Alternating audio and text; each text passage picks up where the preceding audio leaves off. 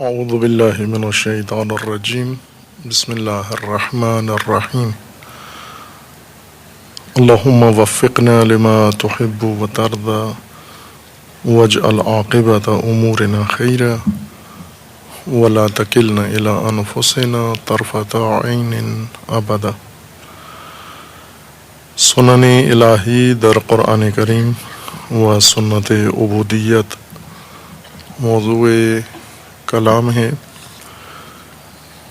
اللہ تعالیٰ نے انسان کی ہدایت کے لیے قوانین مقرر فرمائے ہیں، اصول معین کیے ہیں جنہیں سنن کہا گیا ہے۔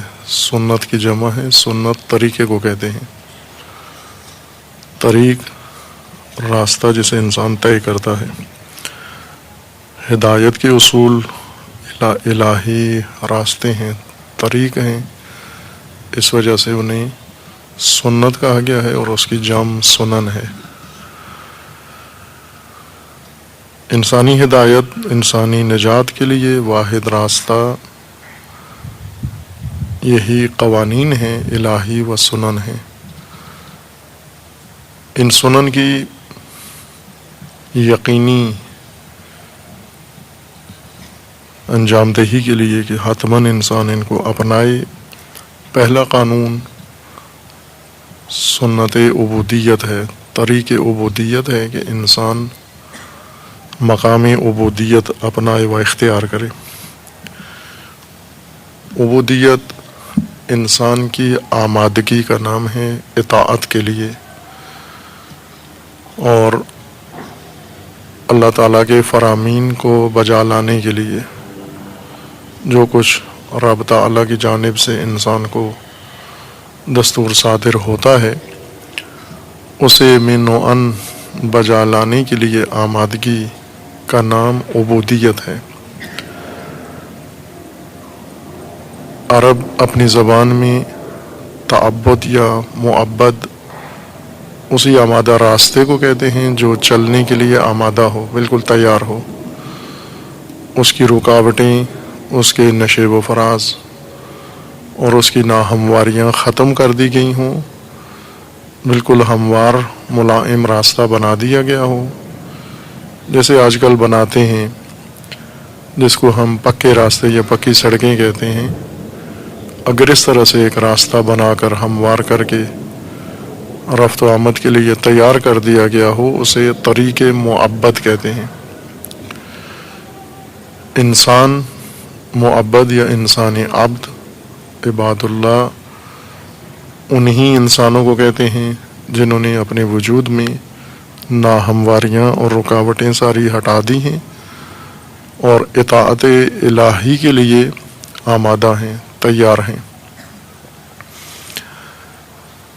اب جو فرمان اللہ کی طرف سے انہیں صادر ہوتا ہے، رب تعالیٰ کی طرف سے، اسے بجا لانے میں انہیں کوئی دشواری نہیں ہوتی۔ یہ عبودیت و بندگی دو اہم حیثیتوں کے مقابلے میں ہے، ایک عبودیت رب ہے اور دوسری عبودیت الہ ہے۔ رب پرورش دینے والی ذات اور نظام پرورش، سامان پرورش فراہم کرنے والی ذات رب کہلاتی ہے۔ الہ مقتدر فرمان روا کو کہتے ہیں، جس کی قدرت وسیع ہو، احاطہ ہو اس کا ہر چیز کے اوپر، اور ہر چیز اس کے قدرت میں ہو، قبضہ قدرت میں ہو، اس کے حکم سے انجام پاتی ہو، اس کے کن سے، اس کے ارادے سے شے وجود میں آ جاتی ہو یا اس میں تبدیلی آ جاتی ہو۔ اس ہستی کو فرمان روا کہتے ہیں، اس ہستی کو الہ کہتے ہیں جو فرمان روا ہو اور مقتدر فرمان روا ہو، صاحب اقتدار فرمان روا ہو۔ دونوں مقام پر چونکہ فرمان روا سے فرمان آنا ہے اور رب سے ربوبیت کا نظام آنا ہے، یہی دو چیزیں انسان کی ہدایت کا حصہ ہیں، اور انہی دو کی اطاعت کے لیے انسان کو عبودیت کی ضرورت ہے۔ اس وجہ سے قرآن کریم میں اللہ تعالیٰ نے انبیاء کی زبان سے بندوں کو پہلا پیغام عبودیت کا دیا ہے۔ یا قومی اعبدوا اللہ، اے میری قوم بندگی اللہ یا الہ اختیار کرو۔ اور لا الہ الا اللہ آغاز ہے اسلام کا، دین کا، عبودیت کا، اطاعت کا آغاز لا الہ الا اللہ ہے۔ چونکہ بندگی اللہ کی و الہ کی اور رب کی انسان اس وقت اختیار کرتا ہے جب اللہ کے علاوہ و رب کے علاوہ، خداوند متعال کے علاوہ باقی آلہہ انسان چھوڑ دے۔ جس ماحول میں انسان پیدا ہوتا ہے اس تہذیب نے اسے آلہہ متعارف کروائے ہیں۔ اس نے اپنے آباء و اجداد سے پہلی تعلیم آلہہ کی لی ہے۔ جب انسان پیدا ہوتا ہے، آنکھ کھولتا ہے، شعور پکڑتا ہے، تو اپنے آباء و اجداد کو کچھ مقتدر فرمان رواؤں کے سامنے جھکا ہوا پاتا ہے، یا علاقے کے کسی بڑے نواب، خان، سیٹھ، چودھری، وڈیرے کے سامنے جھکا ہوا پاتا ہے، کسی سرمایہ دار کے سامنے، کسی سیاست مدار کے سامنے، کسی حکمران کے سامنے، کسی اور ثروت مند کے سامنے اپنے آباء و اجداد کو خاضع تسلیم پاتا ہے۔ یہی آلہہ ہوتے ہیں، خاندانی آلہہ، موروثی آلہہ۔ مثلا ہم اپنے ملک میں اگر دیکھیں، جہاں بھی کوئی بچہ پیدا ہوتا ہے، شہر میں یا دیہات میں، اپنے ماں باپ کو کچھ فرمان رواؤں کے سامنے جھکا ہوا خاضع پاتا ہے، تسلیم پاتا ہے۔ کچھ اشیاء کے سامنے اپنے ماں باپ کو، اپنے ماحول کو، اپنے ارد گرد کے لوگوں کو تسلیم پاتا ہے کہ یہ لوگ صبح و شام، یا کسی شے کے سامنے اس کی قدرت اور مانوی طاقت کے قائل ہیں، معتقد ہیں، اور اس کے سامنے جھکتے ہیں، یا کسی حیوان جانور کے سامنے جھکتے ہیں، یا کسی حکومت کے سامنے جھکتے ہیں، یا کسی اور مقتدر انسان کے سامنے جھکتے ہیں، جس سے ڈرتے ہیں، جس کے پاس اسلحہ ہے، جس کے پاس گروہ ہے، جس کے پاس طاقت ہے، یا کوئی لیڈر بنا ہوا ہے، اسی کی بات مانتے ہیں۔ آپ پاکستان کے اندر اگر دیکھیں، ایسے قبائل و قومی نظام جس طرح برادری کا ہے، اس قوم قبیلے کا ایک بڑا پیشوا ہوتا ہے۔ بعضوں کا رنگ مذہبی ہوتا ہے، بعضوں کا رنگ قومی ہوتا ہے، بعضوں کا رنگ سیاسی ہوتا ہے۔ یہ مذہبی، قومی، سیاسی پیشوا فرمان روا ہیں، فرمان دیتے ہیں، جس طرح کا بھی۔ باقی ان کی رعیت ہیں، رعایا ہیں، اور وہ من و ان ان کے سامنے جھکے ہوئے ہیں۔ یہ سب آلہہ ہیں، یہی آلہہ ہیں۔ اور دین کا آغاز لا سے شروع ہوتا ہے، اس لیے کہ انسان جب بالغ ہوتا ہے اور عبودیت کا سفر آغاز کرتا ہے تو خالی نہیں ہوتا ذہن اس کا، نہ دل اس کا، بلکہ موروثی طور پر وہ تہذیب کے بنائے ہوئے آلہہ کے سامنے، علامہ اقبال کے بقول کے سلطان و میر کے سامنے اپنے آباء و اجداد کو جھکا ہوا پاتا ہے، تسلیم پاتا ہے ان کے سامنے، اور انہی کی بات مانتا ہے۔ حتیٰ آپ قبائلی علاقوں سے تعلق رکھنے والے علماء کو دیکھیں تو وہ شریعت کی بات مشعر کو نہیں بتاتے، مشعر کی بات خود علماء بھی عملی کرتے ہیں۔ مشعر قبائلی بڑے لیڈر کو کہتے ہیں، قبائلی رہنما کو کہتے ہیں، یا نمبردار ہے کسی علاقے کا، یا کوئی اور بڑا حیثیت عنوان ہے اس کا، سردار ہے۔ عالم الدین بھی سردار کتابیں ہے، سردار کی بات چلے گی۔ اجتماعی طور پر، دینی مذہبی طور پر، یا اور سماجی مسائل میں جو کچھ سردار نے کہہ دیا وہی سارے عمل کرتے ہیں، اتباع کرتے ہیں۔ یہ سب آلہہ ہیں، ان میں انسان گرفتار ہیں۔ جس طرح سورہ یوسف کی آیا آپ کے سامنے بیان کی، جو مومنین کے لیے بہت ہی اہم آیت ہے، ایک الارم ہے مومنین کے لیے، گھنٹی ہے خطرے کی۔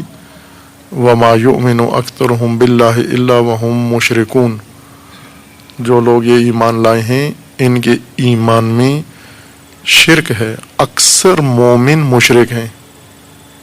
آیت قرآن ہے، اکثر جو مومن ہیں ایمان لائے ہیں، وَمَا يُؤْمِنُ أَكْثَرُهُمْ بِاللَّهِ، اکثر لوگ جو ایمان لائے ہیں اللہ پر، إِلَّا وَهُمْ مُشْرِكُونَ، مشرک ہیں۔ کیسے مشرک ہو گئے؟ یہ تو کسی اور کو اللہ نہیں مانتے ہیں، لیکن اس کا نام اللہ نہیں رکھا ہوا، اس کا فرمان مانتے ہیں اس طرح جس طرح اللہ کا ماننا چاہیے۔ اب آپ مومنین کو دیکھیں، کیا مومنین سرداروں کے رعایا میں شامل نہیں ہیں؟ کیا مومنین ان قبائلی رہنماؤں کے تابع نہیں ہیں، سیاسی لیڈروں کے تابع نہیں ہیں، حزبی جماعتی رہنماؤں کے پیچھے نہیں چلتے؟ فرمان کس کا مانتے ہیں؟ حتیٰ اطاعت خدا کے لیے، اللہ کی بندگی کے لیے کس مسجد میں جانا ہے جو یہی الہ کہے گا، فرمان روا کہے گا، پارٹی لیڈر کہے گا، کہاں پہ بیٹھنا ہے، کہاں مذہبی رسومات انجام دینی ہے، یہ بھی اس الہ کے حکم کے مطابق انجام دیتے ہیں۔ اس لیے انسان آلہہ میں گرفتار ہے، شروع سے ہی، آغاز میں ہی، اپنی زندگی کے پہلے مرحلے میں ہی آلہہ میں مبتلا ہے۔ چونکہ آلہہ میں پیدا ہوتا ہے، آلہہ پرستی کے ماحول میں پیدا ہوتا ہے، ماں باپ آلہہ پسند ہوتے ہیں، وہ آلہہ پرست ہوتے ہیں، اس وجہ سے دین کا آغاز لا سے شروع ہے، لا الہ، کہ ان آلہہ کا انکار کرو پہلے، ابدیت کی طرف پہلا قدم، بندگی کی طرف پہلا قدم یہ ہے کہ ان کو فرمان روا تسلیم نہ کرو، انہیں اپنے جیسے افراد مانو کہ آپ بھی ہماری طرح کے ہیں، ہم سب عبد ہیں، بندے ہیں اللہ کے، جس طرح ہم پر لازم ہے اطاعت اللہ کے فرمان کی، آپ پر بھی ویسے ہی لازم ہے۔ ہم آپ پر فرمان نہیں چلا سکتے، آپ ہم پر فرمان نہیں چلا سکتے، لیکن عملی طور پر تہذیبی ماحول انسان کو جو میسر آتا ہے وہ ایسے نہیں ہیں کہ میدان ہموار ہو خدا پرستی کے لیے، اللہ کی بندگی کے لیے۔ انسان جس ماحول میں ہوتا ہے اس ماحول میں آلہہ پرستی اس کو وراثت میں، ارث میں ملتی ہے، ترکے کے طور پر ملتی ہے۔ پاکستان میں جو بھی انسان پیدا ہوتا ہے، جو بچہ پیدا ہوتا ہے، آپ متولد ہوئے ہیں، کچھ چیزیں آپ نے پاکستان کے ماحول میں وراثت میں پائی ہیں، جس کے ذمہ دار آپ نہیں ہیں لیکن ملی آپ کو ہیں، یہ چیزیں آپ کے پاس ہیں۔ جیسے آپ ایک موسم میں پیدا ہوئے تو گرمی تھی، ظاہر گرمی آپ نے نہیں بنائی، پہلے سے موجود تھی موسم گرما، اس میں ولادت ہوئی آپ کی۔ آپ جس ماحول میں پیدا ہوئے اس میں کچھ چیزیں طبعی طور پر موجود ہیں، کچھ چیزیں انسانی مصنوعات کے طور پر موجود ہیں۔ آپ ایک ایسی خالی زمین پر پیدا نہیں ہوئے جیسے آدم آئے تھے، اور آدم سے پہلے زمین پہ کوئی ماحول نہیں تھا انسانی بنایا ہوا، طبعی ماحول تھا، سب قدرتی ماحول جس کو ہم اردو میں کہتے ہیں، نیچرل ماحول تھا، طبیعت تھی فقط۔ اس طبعی ماحول میں آدم آئے، لیکن ابن آدم کوئی بھی طبعی ماحول میں نہیں آیا۔ مثلا رسول اللہ مکہ میں تشریف لائے، ولادت باسعادت ہوئی، تو مکہ پہلے سے آلہہ پرست تھا، تہذیب تھی، جاہلیت تھی، ضلالت تھی وہاں پر۔ ہر مولود جو زمین پر قدم رکھتا ہے کچھ چیزیں پہلے سے موجود پاتا ہے۔ آیا وہ جو ولادت کے وقت اس کے زمین پہ آنے سے جو کچھ اس نے دیکھا ہے پہلے سے موجود، اس سب کو تسلیم کرنا، ماننا اس کے لیے جائز ہے، جو کچھ وہ آیا ہے پہلے سے موجود ہے۔ ایک نقطہ یہاں جو حضرات ہیں متوجہ، ان کے لیے سارے توجہ کریں، سب کے لیے غنیمت ہے یہ نقطہ، آپ کو زندگی میں مطالعات میں غور و فکر میں زیادہ کام آئے گا۔ ظاہر جاب میں شاید اتنا کام نہ آئے، لیکن باقی زندگی میں، نظریاتی زندگی میں، فہم میں، معرفت میں، تحصیل علم میں یہ نقطہ آپ کے کام آئے گا۔ اور وہ ہے کہ ہم استعمال کرتے ہیں ایک لفظ واقعیت۔ مادری زبان میں آپ اس کو کیا کہتے ہیں؟ واقعیت کو، پاکستانیوں کی مادری زبان لنڈے کی، جیسے ہمارا لباس لنڈے کا ہے، ہماری زبان بھی لنڈے کی ہے۔ وہ لنڈے والی زبان میں کیا کہتے ہیں اس کو؟ واقعیت کو۔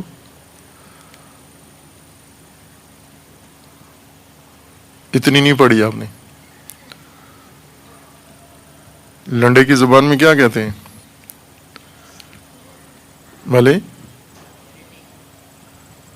بلند آواز سے، ریالٹی۔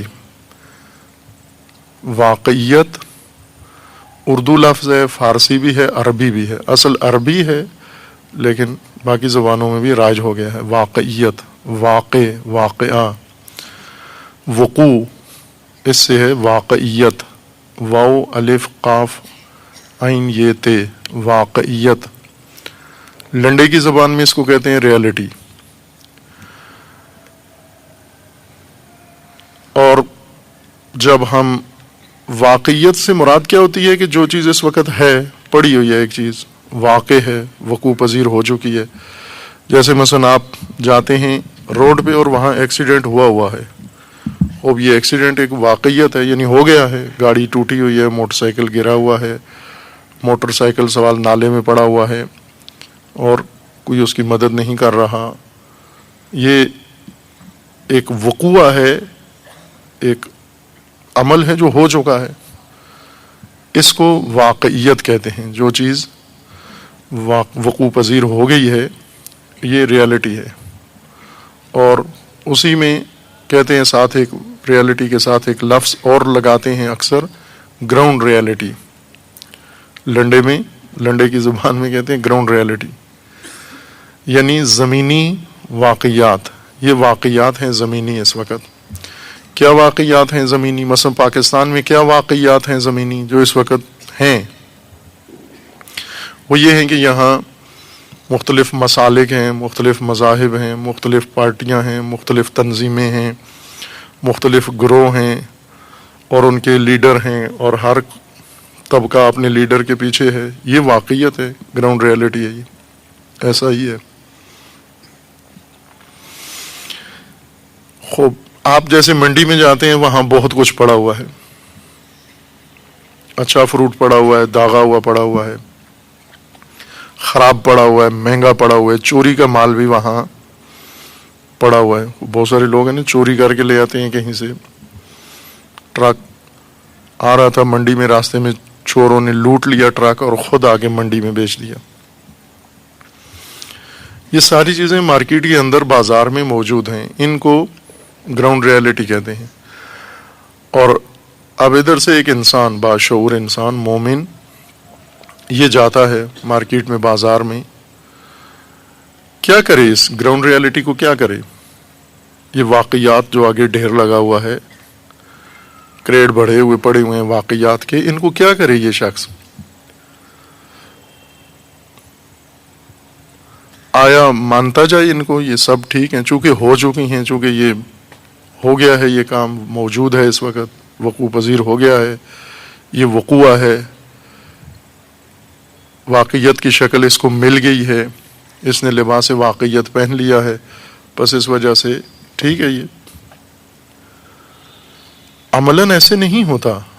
آپ اس واقعیت میں نگاہ کرتے ہیں کہ ان میں سے کون سی واقعیت درست ہے، صحیح ہے، قانون کے مطابق ہے، اصول کے مطابق ہے، اور کون سی واقعیت وقوع ہے جو موجود تو ہے لیکن ضابطے اور قانون کے مطابق نہیں ہیں۔ منڈی میں کتنی واقعیت پڑی ہوئی ہے، بازار میں کتنی واقعیت پڑی ہوئی ہے، اس ریڑھی پہ بھی ایک واقعیت کا ڈھیر لگا ہوا ہے، اس ریڑھی پر بھی واقعیت کا ڈھیر لگا ہوا ہے۔ یہ سب ریالٹیز ہیں اور گراؤنڈ ریالٹیز ہیں اور آنکھوں سے نظر بھی آ رہی ہیں۔ انسان کیا کرے؟ یہ باشعور جس کو شعور دیا گیا ہے، اس ریالٹی کو کیا کرے؟ وہ سب کو تصدیق کرتا جائے، تسلیم کرتا جائے، مانتا جائے کہ چونکہ یہ واقعیت ہے بس یہ بھی ٹھیک ہے، یہ بھی واقعیت ہے، یہ ٹھیک ہے، یہ دوسری بھی واقعیت ہے، یہ بھی صحیح ہے، تصدیق کرتا جائے؟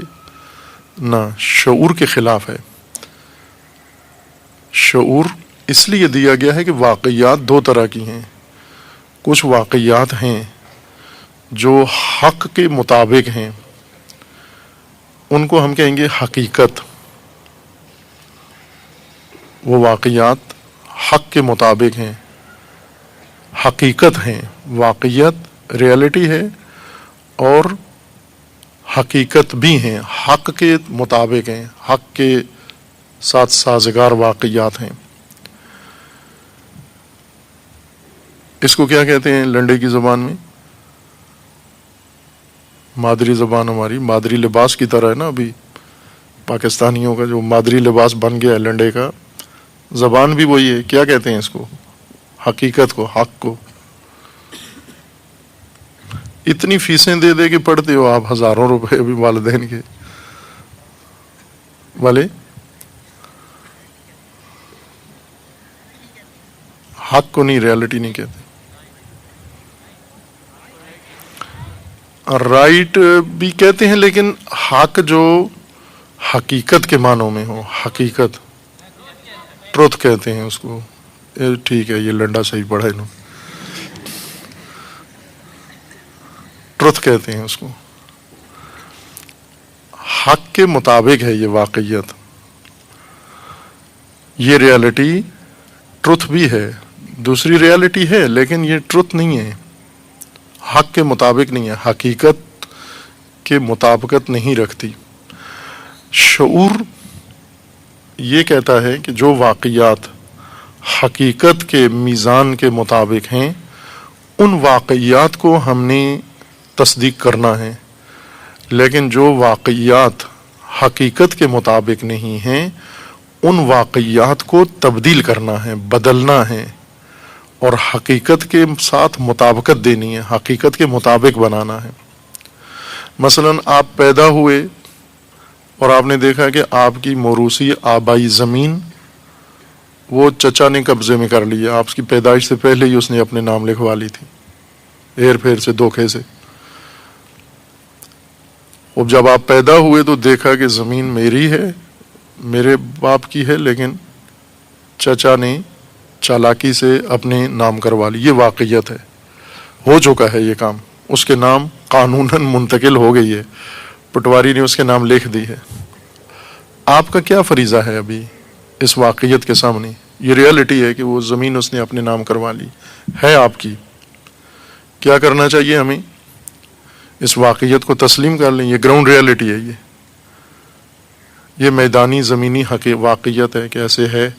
خوب آپ آ کے دیکھتے ہیں کہ ایسے ہے، ہو گیا ہے ایسے، لیکن حق کے مطابق نہیں ہے، حقیقت کے مطابق نہیں ہے، میزان کے مطابق نہیں ہے۔ بس میں کیا کروں اب اس واقعیت کو ختم کرنا ہے، تبدیل کرنا ہے اور اس کو حقیقت کے ساتھ سازگار و مطابق بنانا ہے، حقیقت کے تحت اس کو لانا ہے واقعیت کو۔ اس لیے ہم واقعیات تسلیم کرنے نہیں آئے، ہم واقعیات تبدیل کرنے آئے ہیں، واقعیات کو بدلنا ہے، حقیقت کو تسلیم کرنے کے لیے آئے ہیں۔ دین لا سے کیوں شروع ہوا ہے؟ اس لیے شروع ہوا ہے کہ انسان جب پیدا ہوتا ہے تو سب حقائق نہیں ہوتے، واقعات ہیں، حق نہیں ہوتا، حقیقت نہیں ہوتی۔ اس کے سامنے حقیقت بگڑی ہوئی، الجھی ہوئی، مسخ کی ہوئی ایک واقعیت کی شکل میں ریالٹی ہوتی ہے کوئی فرمان روا بنا ہوا ہے، کوئی معبود بنا ہوا ہے، کوئی مانوی طاقت بنا ہوا ہے، کوئی پیر بنا ہوا ہے، کوئی میر بنا ہوا ہے، کوئی سلطان بنا ہوا ہے، کوئی حکمران بنا ہوا ہے، کوئی قومی پیشوا بنا ہوا ہے، کوئی مذہبی پیشوا بنا ہوا ہے، کوئی جماعت کا لیڈر بنا ہوا ہے، کوئی تنظیم کا سربراہ بنا ہوا ہے، کوئی قبیلے کا مشر بنا ہوا ہے، کوئی فلاں بنا ہوا ہے. یہ سب کے سب میر و ملا یہ واقعات ہیں. جب انسان پیدا ہوتا ہے تو یہ سب موجود ہیں. اب دیکھنا یہ ہے کہ آیا یہ واقعات جہاں میں نے آنکھ کھولی ہے یہ سب حقیقت بھی ہے یا نہیں ہے. حقیقت کا میزان اس کے ہاتھ میں ہے. اس میزان پہ جب دیکھتا ہے کہ یہ خلق خدا ہیں، انسان ہیں، لیکن فرمان روا نہیں ہو سکتے، یہ الہ نہیں ہو سکتے. یہ بس انسان جس ماحول میں آنکھ کھولتا ہے وہاں مسخ شدہ واقعات ہیں. حقائق کو مسخ کر کے، ٹیڑھا کر کے واقعات کی شکل دے کر ان کو پہلے سے رکھا گیا ہے. انسان کی پیدائشی ایک رسالت، وظیفہ، فریضہ یہ نہیں ہے کہ جو پیدا ہوا ہے اور موجود ہے، مثلا خاندان میں پیدا ہوا اور اس خاندان میں رسم و رواج موجود ہے واقعیت کے طور پر، اس کو ماننا ہے، اس نے تسلیم کرنا ہے، نہ اس کا انکار کرنا ہے، لا کہنا ہے اس کو. واقعات ماننا اسلام نہیں ہے، واقعات کو حقیقت کے تابع بنانا، بدلنا اسلام ہے. اس لیے لا سے دین کا آغاز ہوتا ہے. لا الہ. میدان اتنا گھیر لیا ہے جعلی چیزوں نے، مصنوعی امور نے، انسان کی فضا، حقائق کو چھپا دیا ہے اور اس کی جگہ پر دوسرے غیر حقیقت امور نے لبادۂ واقعیت پہن لیا ہے اور واقعیت بن کر ہمارے سامنے جلوہ گر ہیں. بس لا سے انسان کا دین شروع ہوتا ہے اور ہم نہیں کرتے، مرنے دم تک لا نہیں پڑھتے، نہ لا کہتے ہیں. ہم پہلا قدم عبودیت کا نہیں اٹھاتے، بلکہ پیدا ہوتے ہیں کچھ بچپنے کی وجہ سے، چونکہ بچپنے کو ویسے نادانی کی عمر کہتے ہیں، نہ جاننے کی عمر. کچھ نہ جاننے کی وجہ سے مانتے چلے جاتے ہیں، جس طرح ماں باپ جو کچھ کر رہے ہیں بچہ تصدیق کرتا جا رہا ہے. گھر میں جو کچھ ہے بچہ مانتا جا رہا ہے. نادان ہے، نافہم ہے، اسے تو نہیں معلوم باپ حرام کما کے لا رہا ہے، وہ نہیں جانتا، اس لیے وہ سب کچھ تسلیم کرتا جا رہا ہے. ایک بڑا حصہ واقعات کا طفولیت کی وجہ سے، صباوت کی وجہ سے، بچپنے کی وجہ سے، بچگی کی وجہ سے، نادانی کی وجہ سے، نافہمی کی وجہ سے مان جاتے ہیں ہم. اور ایک اور بڑا حصہ واقعات کا، کچھ اور قسم کی واقعات ہیں جو تقلید کی وجہ سے مان لیتے ہیں. تقلید یعنی دیکھا دیکھی، بہڑ چال. ہم نے جب شعور پکڑا اس معاشرے کے اندر، ماحول کے اندر، گاؤں کے اندر، آنکھیں کھلی، لوگوں کو کچھ کرتے ہوئے دیکھا ہے، جو کچھ جس کو کرتے ہوئے دیکھ رہے ہیں آنکھیں بند کر کے اسی کے پیچھے جا رہے ہیں، ویسے ہی تکرار کر رہے ہیں ہم. یہ تقلید ہے، بھیڑ چال کی طرح. بھیڑیں اس طرح ہوتی ہیں. بھیڑ مرنے تک بوڑھی بھی ہو جائے، اگر کسائیوں سے بچ جائے تو بڑھاپے کو پہنچ جائے بار فرض، بھیڑ ہی ہوتی ہے. یعنی سوجھ بوجھ نہیں رکھتی، سوجھ بوجھ کے بغیر دیکھا دیکھی. جس قومیت میں، جس ملت میں جو پیدا ہوا ہے بھیڑ چال کے تحت ویسا ہی بنتا جا رہا ہے. ہونا ایسا نہیں چاہیے تھا. انسان کسی بھی خطے میں پیدا ہو، کسی قوم میں پیدا ہو، کسی قبیلے میں پیدا ہو، اسے اپنی فطرت کے مطابق، الہی نظام کے مطابق بنانا چاہیے. لیکن ایسے نہیں ہوتا. اس قوم میں پلنے والا کچھ اور بن گیا ہے، اس قوم میں پلنے والا کچھ اور بن گیا ہے، اس قبیلے کا فرد کچھ اور ہو گیا ہے، اس قبیلے کا فرد کچھ اور بن گیا ہے. اس طرح کیوں ہوا؟ چونکہ جہاں بھی جو پیدا ہوا، آنکھ کھولی، بھیڑ چال کے تحت انہی بھیڑوں کے پیچھے چلتا جا رہا ہے. یہ محاورہ سنا ہوا ہے نا آپ نے, بھیڑ چال؟ نہیں سنا ہوا؟ سنا ہوا ہے, رمضان میں بھول گیا ہے اب. بھیڑ چال, بھیڑیں اپنے سینس کے ساتھ کہیں بھی نہیں جاتی.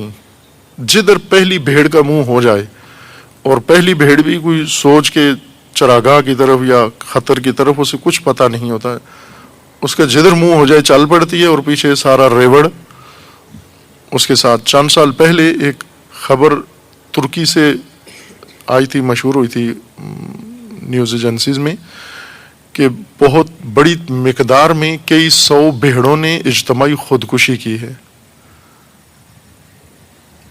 ترکی میں تصویروں کے ساتھ آئی تھی یہ خبر, اور محفوظ کی تھی میں نے, دلچسپ خبر تھی.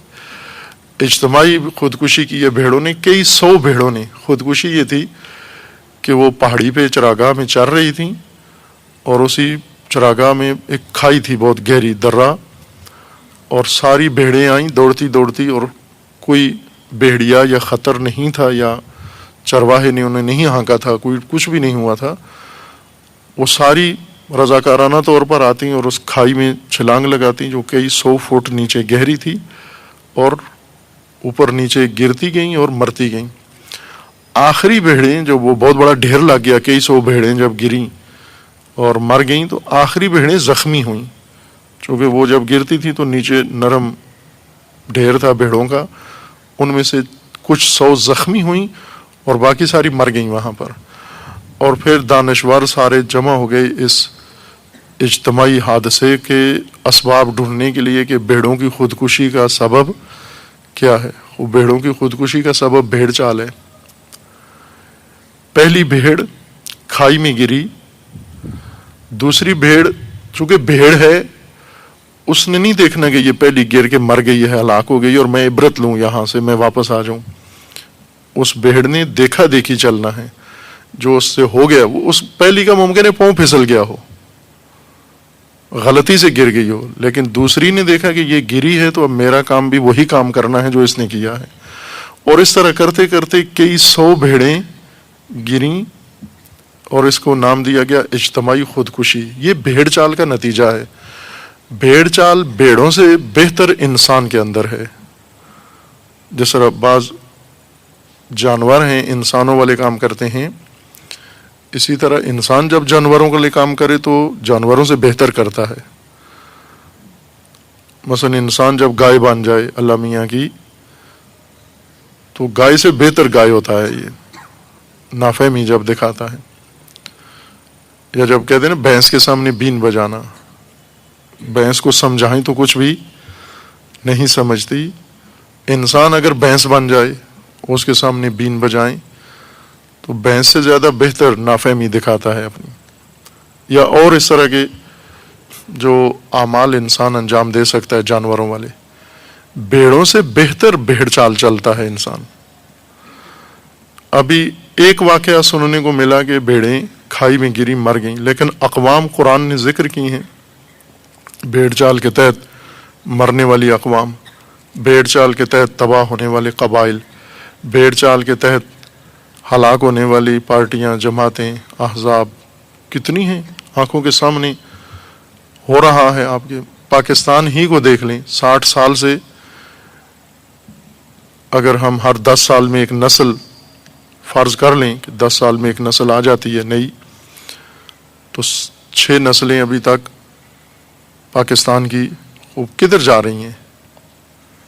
اسی طرف جہاں پہلے والے گئے. سر سید کا پاؤں پھسلا پہلی بھیڑ کا, اس نے کھائی میں چھلانگ لگائی, اس کے بعد سب بھیڑیں ابھی تک کھائی میں جا رہی ہیں سوچے بغیر کہ انجام کیا ہوا. پہلے کہاں پہنچے, جو ہم بھی ان کے پیچھے چل کے ہم بھی وہاں پہنچیں گے. ہم نادانی کی وجہ سے کچھ واقعات ہیں جنہیں انسان قبول کر لیتا ہے. جیسے بچہ پیدا ہوتا ہے تو گھر کے اندر بہت ساری واقعات ہیں, مثلا گندگی ہے, گندگی بچہ تصدیق کر لیتا ہے کہ یہ زندگی کا حصہ ہے, چونکہ میں پیدا ہی ایسی جگہ پر ہوا ہوں.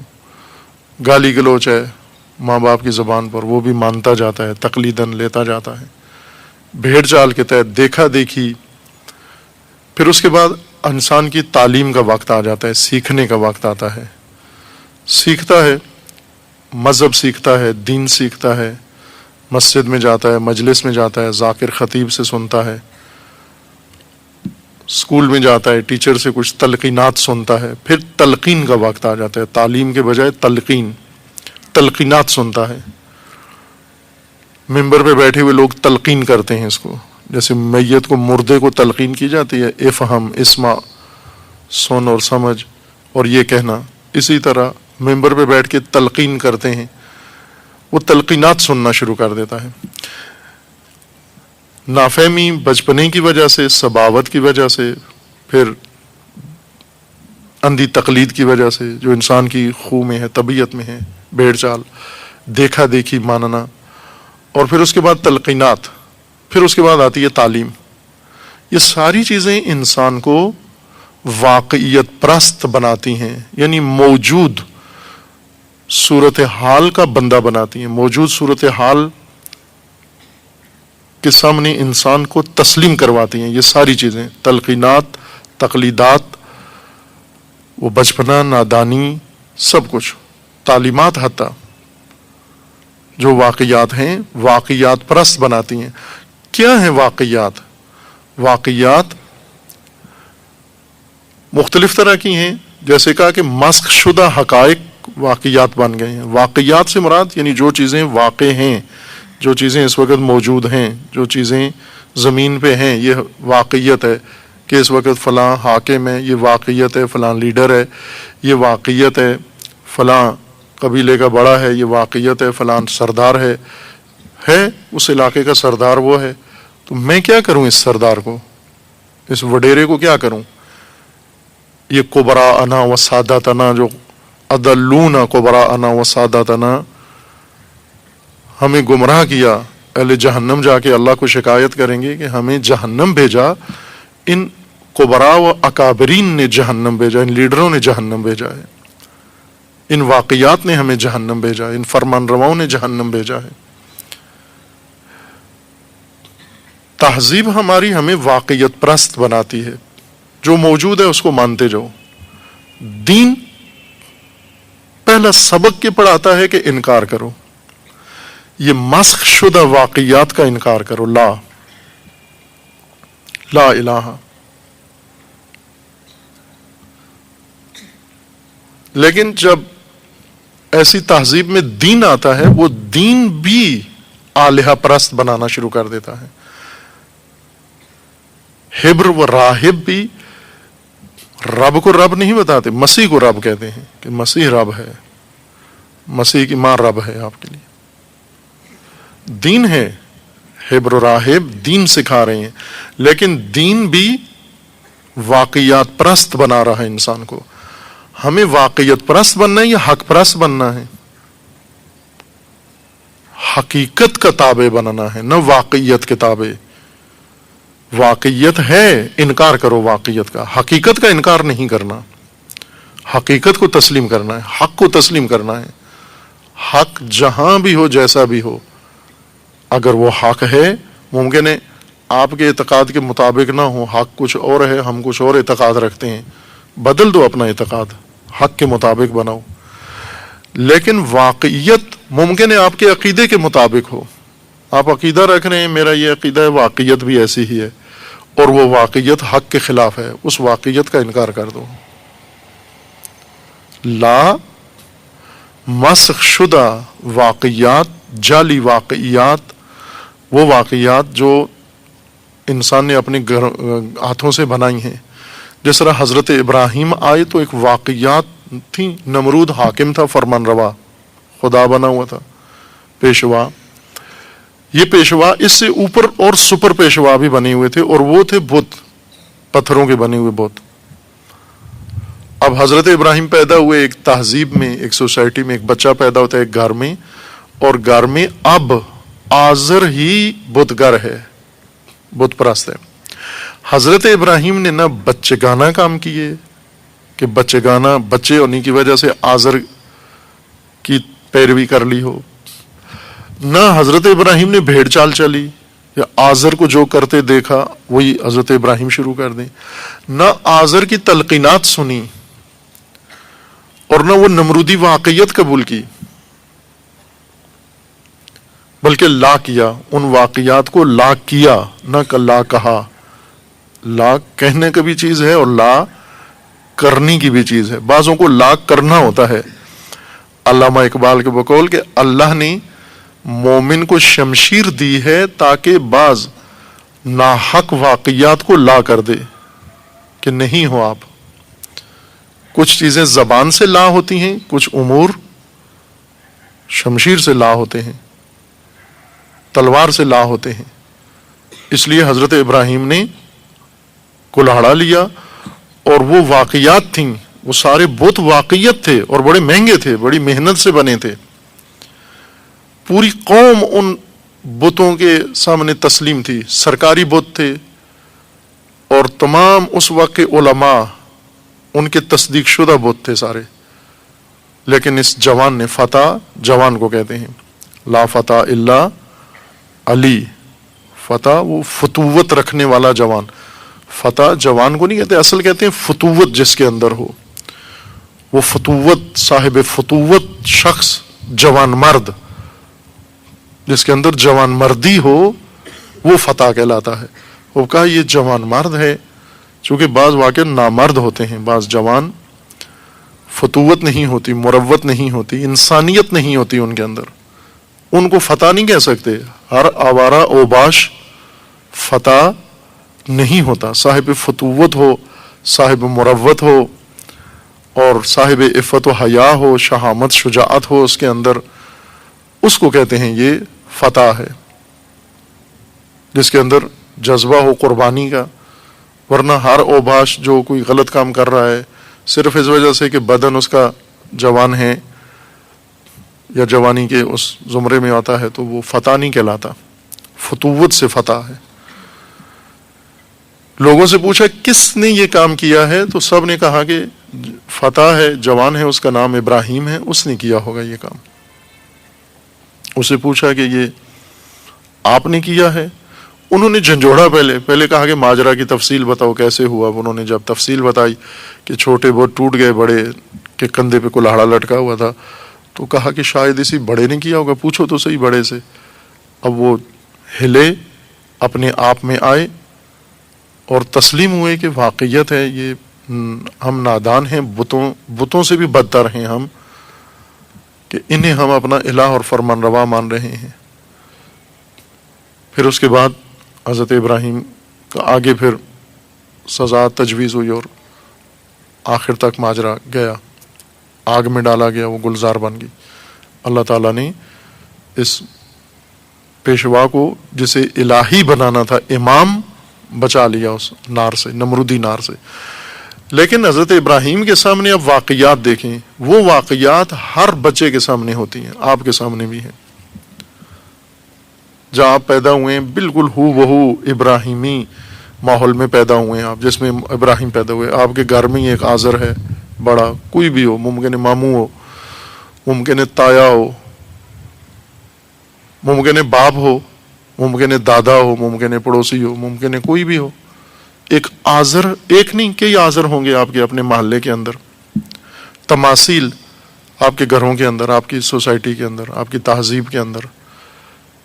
یہ سب واقعات ہیں، یہ ہو رہی ہیں اور آپ نے دیکھا ہے آنکھیں کھول کر کہ یہ ہو رہا ہے. کیا کیا ہو جو کچھ ہو رہا ہے، اس کے سامنے کیا رد عمل دکھایا؟ کرنا کیا تھا آپ کو؟ لا. کہنا کیا تھا ان کو؟ لا.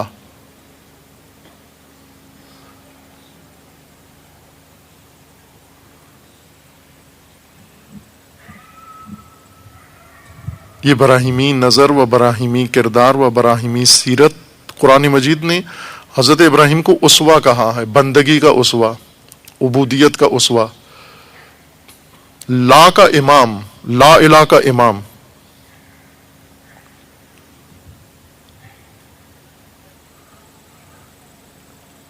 علامہ اقبال نے خوبصورت امامت کی بہت خوبصورت تشریح اقبال نے کی، علامہ اقبال نے کی ہے جو لوگ امامت پہ فیسیں لے کے امامت پہ تقریریں کرتے ہیں، انہوں نے امامت کے مفہوم کو ہی بگاڑ دیا ہے، مسخ کر دیا ہے، تہس نہس کر دیا ہے۔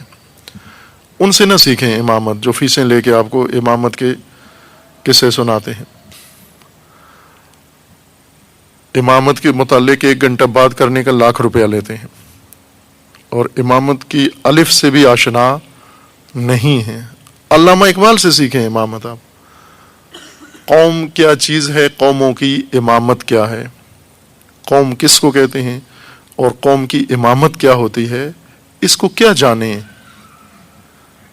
بیچارہ 2 رکعت کا امام، ظاہر نسرہ سے ہے دوسرا مصرع۔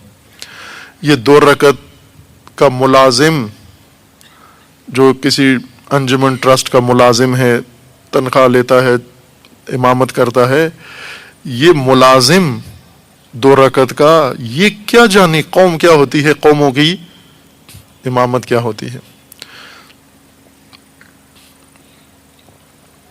جو امام ہوتا ہے لا سکھانے والا، پھر خود علامہ پہلے بتاتے ہیں کہ نہ سیکھو ان سے، یہ امامت نہیں جانتے، ملازمین کو امامت نہیں آتی۔ پھر خود فرماتے ہیں کہ اگر سیکھنی ہے تو میرے پاس ہو، تو نے پوچھی ہے امامت کی حقیقت مجھ سے، حق تجھے میری طرح صاحب اسرار کرے۔ وہ پہلے یہ دعا مانگتے ہیں کہ تو صاحب سر ہو میری طرح، پھر میں تجھے یہ سبق امامت کا پڑھاتا ہوں۔ ہے وہی تیرے زمانے کا امام برحق جو تجھے حاضر و موجود سے بیزار کرے۔ حاضر و موجود یعنی واقعات، ان سے بیزار کرے یعنی تجھ سے لا کہلوائے۔ یہ تیرے زمانے کا امام برحق ہے، نہ جو صدر انجمن کو بھی اللہ مان لے، الہ مان لے، رازق مان لے، اس کی خاطر دین بدل دے۔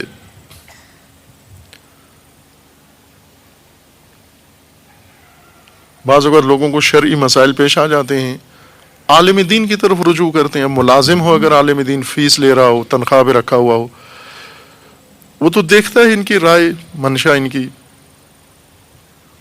وہ شرعی مسئلہ پوچھنے آتے ہیں، جواب ان کو، یہ وہ فرضی باتیں نہیں ہیں جو واقعات ہیں، جن کے نمونے ثبوت موجود ہیں، کہ انہوں نے آگے سے جواب دیا کہ آپ بہتر بصیرت رکھتے ہیں صدر صاحب، آپ جو فیصلہ کر دیں وہی شرعی فیصلہ ہے۔ مثلا نکاح کا مسئلہ ہے، طلاق کا مسئلہ ہے، گھریلو جھگڑا ہے، عالم دین سے جو رجوع کرتے ہیں لوگ پوچھنے کے لیے، وہ صدر انجمن کو کہتا ہے کہ بہتر ہے کہ اس مسئلے میں آپ اپنا فیصلہ صادر فرما دیں، یعنی آپ الہ ہیں، شریعت کے امام آپ ہیں، پڑھا آپ نے ہے، اور فیصلہ انجمن کا صدر کر دیں۔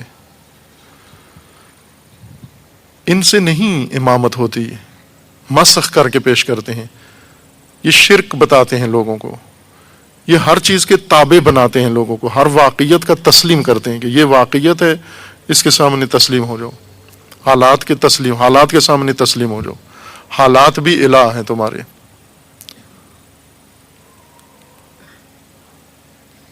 حالات اس طرح کے ہیں، ان حالات کے سامنے جھک جاؤ، جھک جائیں گے، حالات کے سامنے جھک جائیں۔ وہ تو پھر بہت بہتر ہیں جو مورتیوں کے سامنے جھکتے تھے، پتھروں کے سامنے جھکتے تھے، حالات کے سامنے جھک جائیں، تسلیم ہو جائیں۔ یہ تلقین کرتا ہے، لا نہ اس نے پڑھا ہے نہ پڑھا سکتا ہے، امامت کا سبق ہی لا ہے وہی تیرے زمانے کا امام برحق جو تجھے حاضر و موجود سے بیزار کرے۔ امام پہچانا جاتا ہے توحید سے، بندگی سے امام پہچانا جاتا ہے، عبودیت سے امام پہچانا جاتا ہے۔ اور یہ خود امام کا اپنا فرمان ہے۔ جب امام علیہ السلام سے کسی نے پوچھا کہ خود آپ کو کیسے پتہ چلتا ہے کہ آپ امامت کے درجے پہ فائز ہو گئے ہیں؟ اچھا سوال ہے، زیرکانہ۔ شاگرد باز بہت تیز ذہین ہوتے ہیں، ایسے زاویے سے سوال پوچھتے ہیں جس سے بہت سارے اسرار فاش ہوتے ہیں، کشف ہوتے ہیں۔ اس شاگرد نے امام سے پوچھا کہ آپ ہمیں تو معجزات دیکھتے ہیں یا دلیل دیکھتے ہیں یا نص قائم ہوتی ہے، ہمیں تو ہمارے لیے آسان ہے، یعنی دوسروں کے لیے، غیر امام کے لیے امام تشخیص دینا بہت آسان ہے۔ خود امام کیسے آگاہ ہوتے ہیں کہ انہیں درجہ امامت مل گیا ہے؟ آیا کوئی وحی نازل ہوتی ہے، نص آپ کو بھی آتی ہے، کوئی آگاہی اندر آپ کے پیدا ہوتی ہے، کس سے پتہ چلتا ہے؟ بہت خوبصورت سوال ہے۔ امام علیہ السلام نے فرمایا کہ جب ہم اپنے نفس کے اندر اللہ کی بارگاہ میں اوج تذلل و عبودیت احساس کرتے ہیں انتہا حد تک، اس وقت ہمیں یقین ہو جاتا ہے کہ منصب امامت پہ فائز ہے۔ اوج بندگی جب احساس ہوتا ہے پھر پتہ چلتا ہے کہ ہم امامت پہ فائز ہیں۔ امام بندگی سے امامت تک پہنچتا ہے، اطاعت سے امامت تک پہنچتا ہے، اور سبق بھی امام کا ایک ہی ہے، خدا پرستی۔ امام دو سبق نہیں پڑھاتا، اللہ کی طرف سے بنایا گیا امام دو سبق نہیں دیتا، دو درس نہیں دیتا، ایک درس خدا کی بندگی خدا نہیں کہتا کونو عبادن لی من دون اللہ، بلکہ کیا فرمان دیتا ہے؟ کونو ربانیین، ربانی بنو، الہی بنو، خدا پرست بنو، لا کہلواتا ہے۔ اس لیے میں نے کہا کہ علامہ کو درست پتہ ہے امامت کا، کہاں پہ علامہ کو امامت کس مکتب نے سمجھائی، کس استاد نے سمجھائی۔ وہ بظاہر ابھی اقبال شناس اس منبع تک نہیں پہنچے جہاں سے اقبال نے دین سیکھا ہے۔ ایسے تک بندی سے کام لیتے ہیں اقبالیات کے ماہرین، اقبال ناشناس، لیکن آگاہ نہیں، چونکہ خود اس راہ پر نہیں ہے۔ اگر انسان خود اس راہ پر جائے پھر اسے پتہ چل جاتا ہے کہاں سے ہوتا ہے، یہ تعلیم کہاں سے ملتی ہے۔ وہ علامہ اقبال کس مدرسے میں گئے، کہاں سے انہوں نے امامت سیکھی، اہم ہے یہ نقطہ۔ تو نے پوچھی ہے امامت کی حقیقت مجھ سے، حق تجھے میری طرح صاحب اسرار کرے، ہے وہی تیرے زمانے کا امام برحق جو تجھے حاضر و موجود سے بیزار کرے۔ حاضر یعنی اس وقت موجود، حاضر حقیقتیں، ریالٹیز، موجود ریالٹیز، یہ واقعات، ان سب سے تجھے بیزار کر دے، لا کہلوا دے تجھے۔ موت کے آئینے میں دکھا کر رخ دوست، زندگی اور بھی تیرے لیے دشوار کرے۔ آئینہ دکھائے رخ دوست کا، موت کے آئینے میں تجھے دوست کی تصویر دکھائے، اور پھر تیرے لیے زندگی کو اور دشوار کر دے۔ یہ تیرے زمانے کا امام برحق ہے، جو ٹیلی فون کروا کے جاب لگوا دے تیری، جو سفارش کر کے ویزا لگوا دے تیرا، جو رشوت دے کے داخلہ کروا دے تیرا، یہ تیرے زمانے کا دلال ہے، امام نہیں، یہ بروکر ہے، یہ بروکر ہے، کمیشن پہ کام کرواتا ہے۔ تجھے ملازمت دلواتا ہے تو اس کا نعرہ لگا، تجھے ملازمت دلواتا ہے تو اس کو ووٹ دے، تجھے ملازمت دلواتا ہے تو اس کی پارٹی میں آ جا۔ یہ تیرے زمانے کا بروکر ہے۔ امام برحق کون ہے؟ جو تجھے حاضر و موجود سے بیزار کرے، چونکہ حاضر و موجود کو لا کہنا ہے، لا الہ الا اللہ۔ یہ امامت کی پہچان بھی ہے اور بندگی کا سفر ہے۔ یہ آپ یوں کہیں کہ ہم لا کہنے کے لیے پیدا ہوئے ہیں۔ جو کچھ انسانوں نے، گمراہوں نے، بت پرستوں نے، مشرکوں نے جو واقعات بنائی ہیں، مومنین ان سب کو لا کہنے اور لا کرنے کے لیے پیدا ہوئے ہیں۔ یہی داستان ہے۔ علامہ اقبال کے بقول کہ مومن کے لیے لا جلال ہے الا جمال ہے، ایک جلال مومن اور ایک جمال مومن ہے۔ لا حرکت ہے، علامہ کے بقول لا حرکت کا نام لا ہے، حرکت ہے لا، الا اس حرکت کا مقصد تک پہنچنا ہے، بندگی کا سفر ہے۔ لا حرکت ہے، عبودیت کا سفر، اور یہ عبودیت کا سفر جب اپنی نقطہ کمال تک پہنچتا ہے، یعنی بندہ مقام عبودیت پہ فائز ہوتا ہے، اس مرتبے کا نام اللہ ہے، لا الہ الا اللہ، لا سے چل کر اللہ تک پہنچتا ہے، وہاں اس کو اطمینان حاصل ہوتا ہے، سکون۔ الا بذکر اللہ تطمئن القلوب، اللہ سکون ہے، اللہ اطمینان ہے، اللہ مقصد تک پہنچنا ہے، مقصد یابی ہے، رسائی ہے مقصد تک، یعنی ہاتھ آ گیا۔ اتنے الہ انسان گراتا ہے، پھر اللہ ہاتھ آتا ہے، حقیقی الہ تک جاتا ہے۔ اب آپ دیکھ لیں کہ کتنے راستے میں طاغوت ہیں، کتنے فرمان روا ہیں۔ پہلے گھر کے آذر کو لا کہو، پھر آذر کی بنی ہوئی مورتی کو لا کہو، پھر اس کی تہذیب کو لا کہو، پھر اس کی تہذیب کے آداب و رسوم کو لا کہو، پھر اپنے گھر سے نکلو گے تو محلے کا آذر آئے گا اور محلے کی تہذیب اور محلے کی مورتی آئے گی، پھر آپ اسی طرح بڑھتے بڑھتے جب جاؤ گے تو عالمی سطح تک آذر و مورتی اور تماثیل سب موجود ہیں، اور یہ سب آپ نے کرنا ہے۔ عبودیت کا سفر یہ ان سب کو لا کرنا ہے۔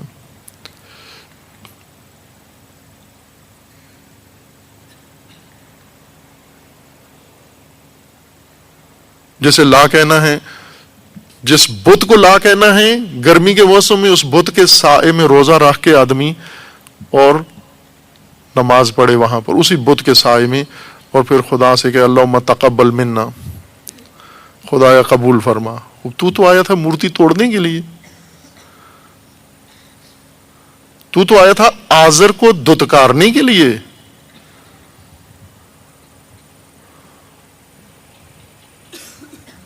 تو اس لیے آیا تھا، لا کہنے آیا تھا، آذر کو لا کہنے آیا تھا، اس کی تعلیمات کو لا کہنے آیا تھا، اس کی تلقینات کو لا کہنے آیا تھا، اس کی تمثیلات کو لا کہنے آیا تھا، اس کے تہذیب کو لا کہنے آیا تھا، اس نے جو بنایا ہے اسے لا کہنے آیا تھا۔ تو اس کے ساتھ سمجھوتا کر کے، اس کے ساتھ بیٹھ کر، اور وہاں تو دوسرے کمرے میں جا کے 2 رکعت نماز پڑھ کے سمجھتے تو مومن ہو گیا ہے، آذر کے گھر میں رہ کے، آذر کی تہذیب میں رہ کے۔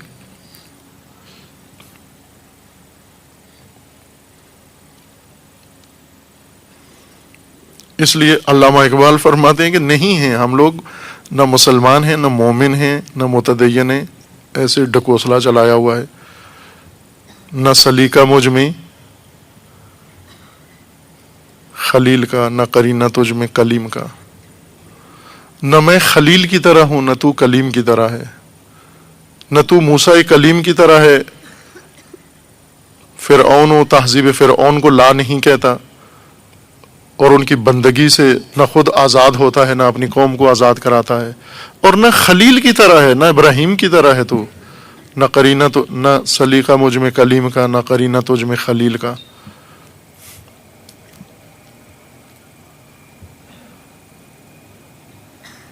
خوب ایک ہلاک جادو یہ سامری ہے، اور ایک اسیر طلسم آزری ہے۔ تو دین آزری اور دین سامری پہ چل رہا ہے، بچڑے بناتے ہیں، تو سب سے پہلے دوڑ کے جاتا ہے کہ پہلے میں جو ہوں، پہلی حاضری میری ہو، پہلا چومنا میرا ہو، پہلا بوسہ میرا ہو، پہلا چندہ میرا ہو، اس بچڑے کے بنانے میں۔ تجھ میں کہاں ہے کلیم و خلیل کا کرینہ و سلیقہ؟ تو قتیل جادو یہ سامری، میں اسیر شیوہ آزری۔ خوب تو جادو یہ سامری کا قتیل ہو گیا، مقتول ہو گیا، تجھے اس نے مار دیا، اور میں گرفتار ہو گیا سامری کے، آزری کے طلسم میں۔ رسومات سے تو انسان لا نہیں کہتا، مومن نہیں ہو جاتا، اتنا آسان سادہ ہوتا۔ کربلا لا ہے، کربلا کا ایک عنوان ہے لا الہ، کربلا فقط لا الہ ہے، لا تھا، وہ عمل سارا لا تھا، جس کو ہم نے رسم بنا لیا ہے۔ امام حسین نے کیا کیا؟ لا کیا، لا کہا، یہی لا کربلا ہے۔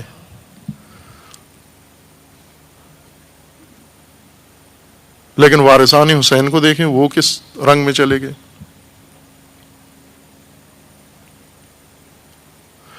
امام حسین نے اس طاغوت کو لا کہا، اس کی تہذیب کو لا کہا، اس کی حکومت کو لا کہا، اس کے ہر قانون کو لا کہا.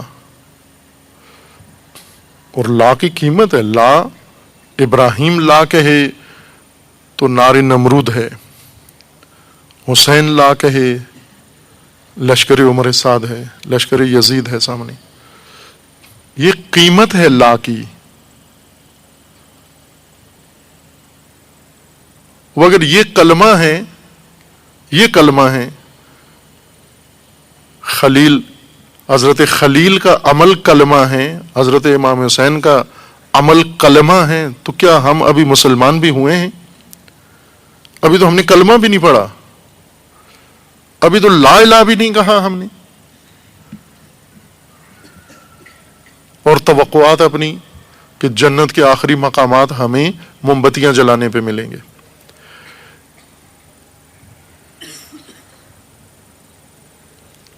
دو مقامات پہ طلب کیا گیا ہے کہ وہاں ضرور آؤ، ایک حج کے لیے اور ایک کربلا. باقی جگہوں پہ طلب نہیں کیا گیا، انسان اپنی عقیدت سے جاتا ہے. باقی مقامات پہ عقیدت ہمیں لے جاتی ہے، جہاں پر طلب کیا گیا کہ یہاں آنا ہے آپ نے. کیوں آنا ہے؟ بندگی سیکھو. یہ دو قبلے بندگی کے ہیں، ایک جگہ ابراہیم، ایک جگہ حسین.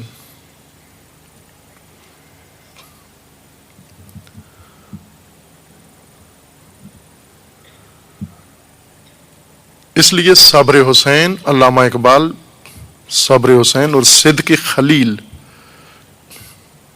یہ دین ہے. صبر حسین اور صدق خلیل یہ دین ہے، یہ عشق ہے، یہ دین ہے، یہ کلمہ ہے، یہ لا الہ الا اللہ ہے. لا الہ الا اللہ سیکھنے کے لیے حج پہ آؤ، مقام ابراہیم پہ کھڑے ہو، مقام اسماعیل کا طواف کرو، مقام ہاجر پہ دوڑ لگاؤ، جو جو ابراہیم نے کیا ہے وہ تکرار کرو، قربانی دو، شیطان کو کنکری مارو. یہ سب ابراہیمی قرینہ سکھایا جا رہا ہے، سلیقہ کلیمی سکھایا جا رہا ہے. قرینہ ابراہیمی سکھانے کے لیے وہاں جا کر ہر کام کر کے آتے ہیں سوائے سلیقہ خلیل سیکھنے کے. بورے بھر کے چائنا کے تبرکات کے لے کر آتے ہیں، ہوٹلوں میں جا کے آرام سکون کر کے، یا حتی ظاہری رسومات بھی اگر بجا لائیں تو صرف پتھروں کو سجدے کر کے آئے ہو. اگر خلیل کا قرینہ پیدا نہیں ہوا، اگر صدق خلیل پیدا نہیں ہوا حج میں، کتنا تکرار کیا. عمل خلیل کتنا تکرار کیا. پورا حج عمل خلیل ہے. یہ سب کر کے آ گئے واپس، صدق خلیل پیدا نہیں ہوا. واپس آ کے کسی کو لا نہیں کہا، واپس آ کے بھی لا الہ نہیں ہو سکا.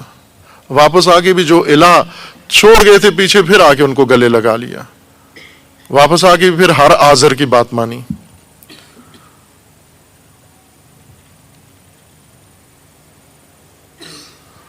اور اگر کربلا گئے، وہاں بھی رسومات بجا لا کے واپس آ گئے اور صبر حسین پیدا نہیں ہوا، لا نہیں سیکھا.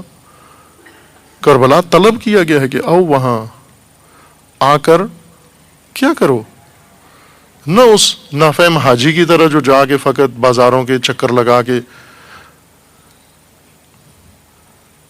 مرمر کی سلوں پہ سجدہ کر کے پیشانی ٹیک کے پھر واپس آ جائے، بلکہ صبر حسین ایجاد کرنے کے لیے آپ کو کربلا طلب کیا گیا ہے. یہ دو مقام عبودیت کے مقام ہیں، بندگی کے مقام ہیں.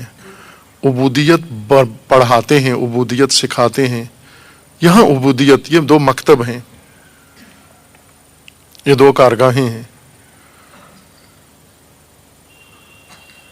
حسین کے مزار سے ہو کے موم بتیاں جلا کے حاجتیں مان کے لنگر کھا کے واپس آ کے پھر یزید کے پیروکار، پھر آلیہ کے پیروکار، پھر اسی نظام میں، پھر اسی نواب صاحب کے پاس، پھر اسی سردار صاحب کے پاس، پھر اسی فرمان روا کے پاس، پھر اسی پیشوا کے پاس، پھر اسی تہذیب کے پاس، پھر اسی تمثیل کو گلے لگایا. پھر کیا لیا امام حسین سے؟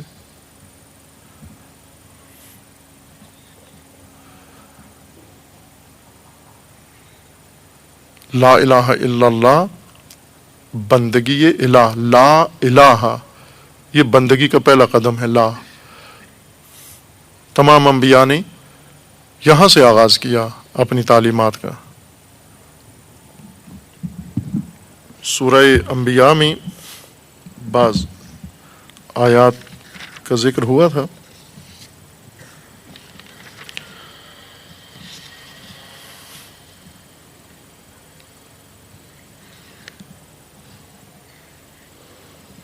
چند آیات اور مشاہدہ کرتے ہیں سورہ مبارکہ انبیاء سے.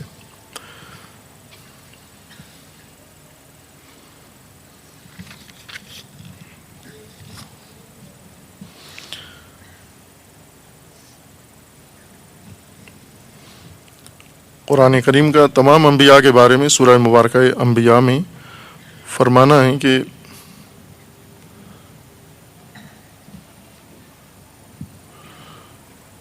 سورہ آیا 71 سے آیا، بھلے اس سے پہلے حضرت ابراہیم کا واقعہ تھا جو اشارہ کیا آپ کی خدمت میں کہ حضرت ابراہیم نے لا کہا، الا اللہ کہا، اور وہ عمل تکرار کی قرآن نے اس کو ذکر کیا ہے. حضرت ابراہیم نے لا کیسے کہا؟ اف لکم ولما تعبدون من دون اللہ، تف ہو تم پر اور تمہارے ان معبودوں پر اللہ کو چھوڑ کر جو تم نے بنا لیے ہیں. اف لکم، یہ کلمہ ابراہیمی ہے، یہ لا کی تفسیر ہے. اف لکم ولما تعبدون من دون اللہ افلا تعقلون، کیا عقل نہیں رکھتے؟ قالوا حرقوہ وانصروا آلہتکم، نمرودیوں نے کہا کہ اس کو آگ میں ڈالو اور اس طرح اپنے خداؤں کی مدد کرو، آلہہ کی مدد کرو. ان کنتم فاعلین قلنا یا نار کونی بردا وسلاما علی ابراہیم. اور انسان اگر مقام عبودیت پہ پہنچ جائے تو اس کو یہ بھی یقین ہوتا ہے کہ جب میں الہ کی بندگی کے لیے قدم اٹھا رہا ہوں، الہ مجھے حکم دے رہا ہے، اللہ کا فرمان ہے، پھر آگ جلا بھی دے تو بھی بردن و سلامہ ہے. یوں نہیں کہ بچ جائے تو بردن و سلامہ ہے، اگر مر بھی جائے، شہید بھی ہو جائے، مثلا سید الشہداء پہ خنجر چل بھی جائے تو بھی عبد کے لیے فرق نہیں پڑتا. وہ عبد نہیں ہے جو بچ جائے تو شکر خدا کرے، اگر جل جائے تو شکایت خدا کرے. یہ تو عبد نہیں ہے. دونوں صورتوں میں عبد خدا ہے. اگر آگ جلا دیتی تو بھی شاکر ہے، اور آگ سے بچ گئے تو بھی شاکر ہیں. سید الشہداء ہر دو صورتوں میں شاکر ہیں. وَأَرَادُوا بِهِ كَيْدًا فَجَعَلْنَاهُمُ الْأَخْسَرِينَ وَنَجَّيْنَاهُ وَلُوطًا إِلَى الْأَرْضِ التي باركنا فيها للعالمين ووهبنا له إسحاق ويعقوب نافلة وكلا جعلنا صالحين وجعلناهم ان انبیاء کا ذکر کر کے اللہ تعالیٰ کا فرمان ہے سورہ انبیاء آیت 73 میں وجعلناهم أئمة يهدون بأمرنا وأوحينا إليهم فعل الخيرات وإقام الصلاة وإيتاء الزكاة وكانوا لنا عابدين. وَجَعَلْنَاهُمْ أَئِمَّةً، ہم نے ان سب نبیوں کو امام بھی بنایا ہے. یہ سارے نبی امام تھے. امامت قرآنی موضوع ہے. رسول اللہ کے بعد آغاز نہیں ہوئی امامت. نبوت کے ساتھ ساتھ سلسلہ امامت کا آغاز ہوا ہے. وَجَعَلْنَاهُمْ أَئِمَّةً، یہ سارے نبی، یہ انبیاء، یہ سب آئمہ تھے اور ہم نے بنایا ہے، اللہ نے بنایا ہے. ایک آیت میں ہے انی جاعلک للناس اماما، اے ابراہیم آپ کو امام بنایا ہے. اس آیت میں ہے کہ ان سب کو وجعلناہم، تمام ان انبیاء کو ہم نے آئمہ بنایا ہے. یہدون بامرنا، ہمارے فرمان کے مطابق ہدایت کرتے ہیں، ہمارا فرمان چلاتے ہیں، اس لیے امام ہیں، جو اللہ کا فرمان چلا امام ہیں۔ وَأَوْحَيْنَا إِلَيْهِمْ فِعْلَ الْخَيْرَاتِ وَإِقَامَ الصَّلَاةِ وَإِيتَاءَ الزَّكَاةِ وَكَانُوا لَنَا عَابِدِينَ، ہم نے انہیں وحی کی ہے کہ یہ فعل خیرات اور نماز کے قیام کا حکم دیا اور زکوٰۃ کا حکم دیا، اور یہ سب ہمارے لیے عابدین تھے، سب بندے تھے ہمارے۔ وَلُوطًا آتَيْنَاهُ حُكْمًا وَعِلْمًا وَنَجَّيْنَاهُ مِنَ الْقَرْيَةِ الَّتِي كَانَتْ تَعْمَلُ الْخَبَائِثَ، اور لوط ان میں سے ایک اور نبی ہیں و امام جن کو ایک قریہ کی سرپرستی و امامت دی گئی، وہ قریہ خبیثوں کا قریہ تھا، خبیث طبقہ رہتا تھا، خبیثین رہتے تھے وہ خبیثات، وہاں پر لوط کو بھیجا۔ انہم کانوا قوم سوء فاسقین، بدترین قوم اور فاسق قوم میں لوط کو بھیجا کہ آپ جا کے ان کی اصلاح کریں۔ وہ قریہ یعنی یورپ، آج کے یورپ میں وہی لوط کی قوم ہے اس وقت، مغربی تہذیب۔ آپ کے علم میں ہونا چاہیے کہ اس وقت مغربی دنیا کے تقریباً پانچ یا سات، ابھی میرے ذہن میں نہیں رہا، حافظہ کم ہے میرا، 5 یا 7 وزیر اعظم اور صدر ہیں مغربی ممالک کے،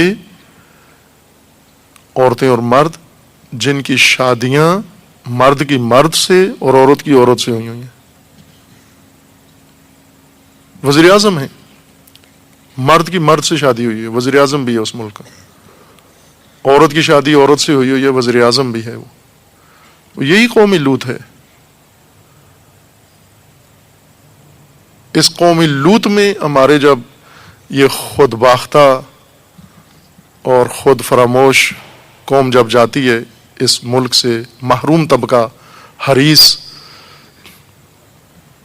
جب وہاں پہنچتے ہیں تو پھر ان کو عین اسلام نظر آتا ہے، جب آتے ہیں یہاں پر تو کہتے ہیں کہ اسلام تو وہاں ہے حقیقی۔ قوم لوط خبائث، خبیثین ہیں جہاں پر۔ وَأَدْخَلْنَاهُ فِي رَحْمَتِنَا إِنَّهُ مِنَ الصَّالِحِينَ، ان انبیاء کو ہم نے اپنی رحمت میں شامل کیا ہے، یہ سب صالحین میں سے ہیں۔ وَنُوحًا إِذْ نَادَى مِنْ قَبْلُ فَاسْتَجَبْنَا لَهُ فَنَجَّيْنَاهُ وَأَهْلَهُ مِنَ الْكَرْبِ الْعَظِيمِ وَنَصَرْنَاهُ مِنَ الْقَوْمِ الَّذِينَ كَذَّبُوا بِآيَاتِنَا إِنَّهُمْ كَانُوا قَوْمَ سَوْءٍ فَأَغْرَقْنَاهُمْ أَجْمَعِينَ وَدَاوُودَ وَسُلَيْمَانَ إِذْ يَحْكُمَانِ فِي الْحَرْثِ إِذْ نَفَشَتْ فِيهِ غَنَمُ الْقَوْمِ وَكُنَّا لِحُكْمِهِمْ شَاهِدِينَ فَفَهَّمْنَاهَا سُلَيْمَانَ وَكُلًّا آتَيْنَاهَا حُكْمًا وَعِلْمًا وَسَخَّرْنَا مَعَ دَاوُودَ الْجِبَالَ يُسَبِّحْنَ وَالطَّيْرَ وَكُنَّا فَاعِلِينَ وَعَلَّمْنَاهُ صَنْعَةَ لَبُوسٍ لَكُمْ لِتُحْصِنَكُمْ مِنْ بَأْسِكُمْ فَهَلْ أَنْتُمْ شَاكِرُونَ وَلِسُلَيْمَانَ الرِّيحَ عَاصِفَةً تَجْرِي بِأَمْرِهِ إِلَى الْأَرْضِ الَّتِي بَارَكْنَا فِيهَا وَكُنَّا بِكُلِّ شَيْءٍ عَالِمِينَ۔ اسی طرح یہ تذکرہ ہے تمام انبیاء کا ایک ایک کر کے۔ وَمِنَ الشَّيْطَانِ مَنْ يَغُوصُونَ لَهُ وَيَعْمَلُونَ عَمَلًا دُونَ ذَلِكَ وَكُنَّا لَهُ حَافِظِينَ وَأَيُّوبَ إِذْ نَادَى رَبَّهُ إِنِّي مَسَّنِيَ الضُّرُّ وَأَنْتَ أَرْحَمُ الرَّاحِمِينَ فَاسْتَجَبْنَا لَهُ فَكَشَفْنَا مَا بِهِ مِنْ ضُرٍّ وَآتَيْنَاهُ أَهْلَهُ وَمِثْلَهُمْ مَعَهُمْ رَحْمَةً مِنْ عِنْدِنَا وَذِكْرًا لِلْعَابِدِينَ وَإِسْمَاعِيلَ وَإِدْرِيسَ وَذَا الْكِفْلِ كُلٌّ مِنَ الصَّابِرِينَ وَأَدْخَلْنَاهُمْ فِي رَحْمَتِنَا إِنَّهُ مِنَ الصَّالِحِينَ وَذَا إِذْ ذَهَبَ مُغَاضِبًا فَظَنَّ أَنْ لَنْ نَقْدِرَ عليه فنادى في الظلمات أن لا إله إلا أنت سبحانك إني كنت من الظالمين فاستجبنا له ونجيناه من الغم وكذلك ننجي المؤمنين وزكريا إذ نادى ربه رب لا تذرني فردا وأنت خير الوارثين فاستجبنا له ووهبنا له يحيى وأصلحنا له زوجه أنه كانوا يسارعون في الخيرات ويدعوننا رغبا ورهبا وكانوا لنا خاشعين۔ یہ سب انبیاء کے تعارف ہے کہ یہ نبی ہیں، اس قوم میں بھیجے اور اس قوم نے ان کے ساتھ یہ سلوک کیا اور ہم نے انہیں اس کرب سے، اس مشکل سے، اس مصیبت سے نجات دی جب انہوں نے پکارا، جب اللہ نے اپنے نمائندے بھیجے لا سکھانے کے لیے، بندگی کروانے کے لیے۔ آگے جو بیٹھے ہوئے تھے وہ ایسے نہیں کہ ان کی دعوت پہ فوراً لبیک کہہ کے ان کے تابع بنتے جا رہے تھے، بلکہ ہر ایک نے ستایا انبیاء کو اور حق ادا کیا، ستانے کا، ظلم کا حق ادا کیا، اتنا کہ نبی کی فریاد خدا کے ہاں بلند ہوئی کہ نجات دیں، اور خدا نے ان کی مدد کی۔ یہ وہ داستان کا حصہ ہے۔ آگے بھی جاری ہے، اس طرح بہت سارے انبیاء کا ذکر ہے، اور پھر ایک ایک کر کے اب ان انبیاء کا ذکر شروع ہوتا ہے کہ انہوں نے دعوت کیا دی۔ دعوت یہ دی، ان ہذہ امتکم امۃ واحدہ وانا ربکم فاعبدون۔ یہ انہیں بتایا کہ یہ امت واحدہ ہیں اور میں اللہ تمہارا رب ہوں، اور اس کے علاوہ کسی کی بندگی نہیں کرنا۔ وَتَقَطَّعُوا أَمْرَهُمْ بَيْنَهُمْ كُلٌّ إِلَيْنَا رَاجِعُونَ فَمَنْ يَعْمَلْ مِنَ الصَّالِحَاتِ وَهُوَ مُؤْمِنٌ فَلَا كُفْرَانَ لِسَعْيِهِ وَإِنَّا لَهُ كَاتِبُونَ وَحَرَامٌ عَلَى قَرْيَةٍ أَهْلَكْنَا أَنَّهُمْ لَا يَرْجِعُونَ حَتَّى إِذَا فُتِحَتْ يَأْجُوجُ وَمَأْجُوجُ وَهُمْ مِنْ كُلِّ حَدَبٍ يَنْسِلُونَ وَاقْتَرَبَ الْوَعْدُ الْحَقُّ فَإِذَا هِيَ شَاخِصَةٌ أَبْصَارُ الَّذِينَ كَفَرُوا يَا وَيْلَنَا قَدْ كُنَّا فِي غَفْلَةٍ مِنْ هَذَا بَلْ كُنَّا ظَالِمِينَ انکم وما تعبدون من دون اللہ حسب جہنم انتم لہا واردون لو کان ہؤلاء آلہۃ ما وردوها وکل فیہا خالدون۔ یعنی یہ جو اللہ کے علاوہ آلہہ اختیار کیے ہوئے ہیں اور انبیاء کی تعلیمات کے باوجود ان آلہہ کو انہوں نے نہیں چھوڑا، اب قرآن بتا رہا ہے جو جس کے ساتھ ہے، آپ جس پارٹی میں ہو اسی لیڈر کے ساتھ اٹھائے جاؤ گے، امام علی کے ساتھ نہیں اٹھائیں گے۔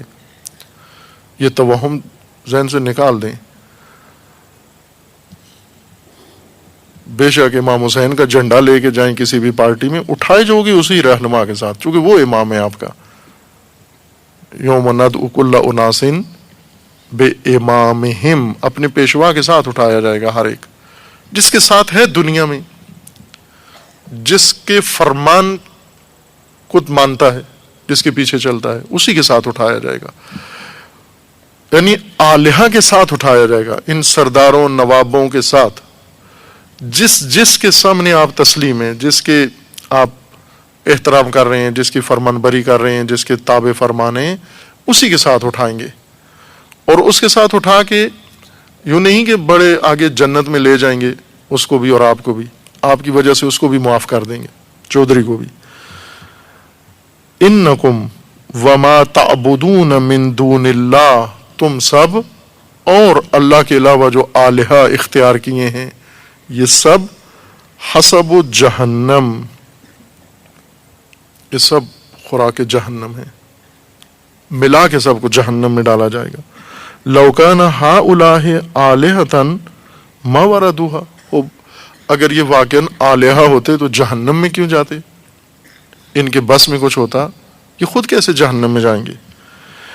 ان الذین سبقت لهم منا الحسنى اولئک عنها مبعدون لا يسمعون حسیسها وهم فيما اشتهت انفسهم خالدون لا يحزنهم الفزع الاکبر وتتلقاهم الملائکہ هذا يومكم الذی كنتم توعدون یوم نطوی السماء كطی السجل للکتب كما بدانا اول خلق نعیدہ وعدا علینا ان كنا فاعلین وَلَقَدْ كَتَبْنَا فِي الزَّبُورِ مِن بَعْدِ الذِّكْرِ أَنَّ الْأَرْضَ يَرِثُهَا عِبَادِيَ الصَّالِحُونَ إِنَّ فِي هَذَا لَبَلَاغًا لِقَوْمٍ عَابِدِينَ۔ بندگی کرنے والوں کے لیے اس میں پیغام ہے۔ یہ آیت جو بیان فرمائی ہے، وَلَقَدْ كَتَبْنَا فِي الزَّبُورِ مِن بَعْدِ الذِّكْرِ، تورات کے بعد زبور میں بھی ہم نے یہ بات لکھی ہے کہ زمین کے وارث یارثها عبادی الصالحون، زمین کے وارث عبادی الصالحون، عباد خدا بنیں گے، بندگان خدا بنیں گے۔ یہ زبور میں بھی ہے، تورات میں بھی ہے، قرآن میں بھی ہے کہ وارثان زمین عباد خدا بنیں گے، بندگان خدا بنیں گے۔ اب ابھی کیوں نہیں ہیں وہ بندگان؟ کہاں ہیں تاکہ وارث نہ ہوں؟ ابھی ہیں بندگان خدا، عباد اللہ ہیں۔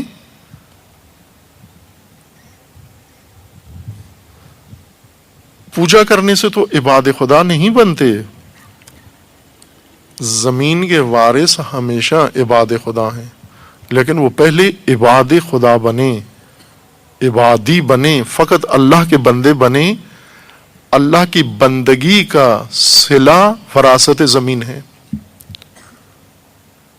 یہ وعدہ ہے خدا کا. ان فی ھذا لبلاغا لقوم عابدین، یہ بندگی کرنے والی قوم کے لیے پیغام ہے، اس کے اندر اہم پیغام ہے، نکتہ ہے. ان فی ھذا لبلاغا وما ارسلناک الا رحمتا للعالمین قل انما یوحى الی انما الہکم الہ واحد. اے رسول آپ بھی بتا دیں ان کو کہ یہ وحی ہے مجھ پر. انما الہکم الہ واحد، آپ کا الہ فقط ایک ہے. فَأَلْ أَنْتُمْ مُسْلِمُونَ، اب پوچھو ان سے کہ کیا مسلمان ہو، تسلیم ہو اس الہ کے سامنے. فَإِن تَوَلَّوْا فَقُلْ آذَنْتُكُمْ عَلَى سَوَاءٍ وَإِنْ أَدْرِي أَقَرِيبٌ أَمْ بَعِيدٌ مَا تُوعَدُونَ إِنَّهُ يَعْلَمُ الْجَهْرَ مِنَ الْقَوْلِ وَيَعْلَمُ مَا تَكْتُمُونَ وَإِنْ أَدْرِي لَعَلَّهُ فِتْنَةٌ لَكُمْ وَمَتَاعٌ إِلَى حِينٍ قَالَ رَبِّ احْكُم بِالْحَقِّ وَرَبُّنَا الرَّحْمَنُ الْمُسْتَعَانُ عَلَى مَا تَصِفُونَ. اب یہ پوری سورہ ہی انبیاء بندگی کی سورہ ہے کہ اللہ تعالیٰ نے ہر قوم کے اندر نبی مبعوث فرمائے، انہوں نے فردن فردن آ کر اپنی قوم کو بندگی خدا سکھائی اور لا الہ الا اللہ سکھایا کہ لا الہ الا ہو، اس کے علاوہ کوئی اور معبود نہیں ہے. لا کے لیے اٹھایا، لا کے لیے اکسایا، لا کے لیے بھڑکایا. لا پہلا قدم ہے بندگی کا، لا سے بندگی شروع ہوتی ہے. اللہ کے علاوہ جتنے بھی فرمان روا مانے ہوئے ہیں ان سب کو لا کہنے سے اللہ کی بندگی شروع ہوتی ہے. کیوں لا سے شروع ہوا دین؟ اس لیے لا سے شروع ہوا کہ جہاں انسان پیدا ہوتا ہے وہاں یوں نہیں کہ بالکل نہ اللہ و نہ غیر اللہ کچھ بھی نہیں اور انسان بالکل نیوٹرل ہوتا ہے، نہ، تہذیب ہزاروں الہ تلقین کے ذریعے، بھیڑ چال کے ذریعے، ماحول کے ذریعے، تاثیر کے ذریعے، تعلیم کے ذریعے ہزار الہ اس کے سامنے کھڑے کرتی ہے، اور یہ غیر محسوس طور پر ان آلہہ کی بندگی میں آ جاتا ہے. اب ان کی بندگی میں آ کر پھر ایک مقام پر اس کو دین کا شعور ہوتا ہے، اللہ کو بھی مان لیتا ہے، لیکن ان آلہہ میں سے کسی کو چھوڑتا نہیں ہے. اس لیے لا سے آغاز ہوا ہے کہ جو کچھ تہذیب نے آلہہ متعارف کروائے ہیں ان سب آلہہ کو لا کہو اور سفر کرو الہ حقیقی تک. یوں بھی نہیں ہے کہ باقی آلہہ کا انکار کر کے انسان مقصد تک پہنچ گیا ہے. علامہ اقبال کا ایک اور کلام ہے خوبصورت، اس میں فرماتے ہیں کہ روس کے بارے میں کہ روس نے لا کہا ہے الا اللہ بھول گیا کہنا. بعض اس طرح سے ہیں روشن فکر، سب کو لا کہہ دیتے ہیں، اللہ کو بھی لا کہہ دیتے ہیں، الا اللہ بھول جاتے ہیں، الا اللہ بھی ہے. روس میں انقلاب آیا، انہوں نے سوشلسٹ انقلاب، کمیونسٹ جو سرمایہ داری کے خلاف تھا اور فیوڈلزم کے خلاف تھا، جاگیرداری کے خلاف تھا. بہت سارے آلہہ جو بنے ہوئے تھے روسیوں نے ان کا انکار کیا. علامہ اقبال فرماتے ہیں کہ الا اللہ نہیں کہہ سکے. اگر یہ حرکت اللہ تک نہیں پہنچتی یہ باطل حرکت ہے، یہ عبودیت و بندگی کی حرکت نہیں ہے. اگر اللہ تک نہیں پہنچتی، الا اللہ میں تبدیل نہیں ہوتی. لا کہہ کے ایک لمبا سفر اللہ تک رسائی تک، وہ سفر جاری ہے بندگی خدا کا. شروع لا سے ہوتا ہے، حرکت لا سے ہوتی ہے، پہلا قدم لا ہے، نہ کہ یہ پہلا قدم آخری قدم ہے. لا کہہ کے وہاں رک گئے اور کہو گے میں نے حق ادا کر دیا ہے. بندگی کا پورا سفر انسان نے آخر تک طے کرنا ہے. جب اللہ تک و اللہ کے نظام تک رسائی ہو جاتی ہے وہاں پرسکون ہو جاتا ہے انسان. باقی بعد میں انشاءاللہ. صلی اللہ علیہ وسلم.